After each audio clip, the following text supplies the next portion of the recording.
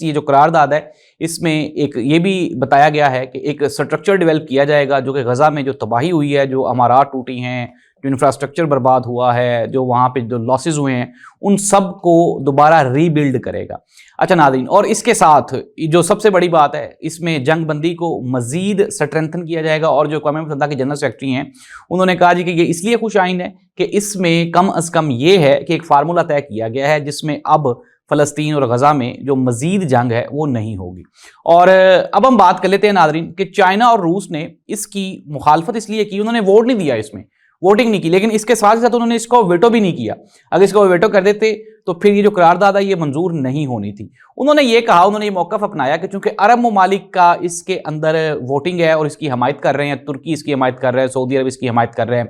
مصر اس کی حمایت کر رہا ہے، تو ہمیں کوئی حق نہیں حاصل ہوتا کہ ہم اس کو ویٹو کریں، اس کی مخالفت کریں۔ لیکن ساتھ ساتھ چائنا اور روس نے یہ کہا کہ یہ جو قرارداد ہے یہ ڈونلڈ ٹرمپ کی مرضی کے مطابق ہے، یہ اسرائیل کی مرضی کے مطابق ہے، اس میں جو واضح ایک وہ جو سٹرکچر دینا تھا وہاں پہ آزاد فلسطینی ریاست کے بارے میں، اس کا کوئی ذکر نہیں ہے، اس لیے انہوں نے کہا کہ ہم اس کے حق میں ووٹ نہیں دیں گے۔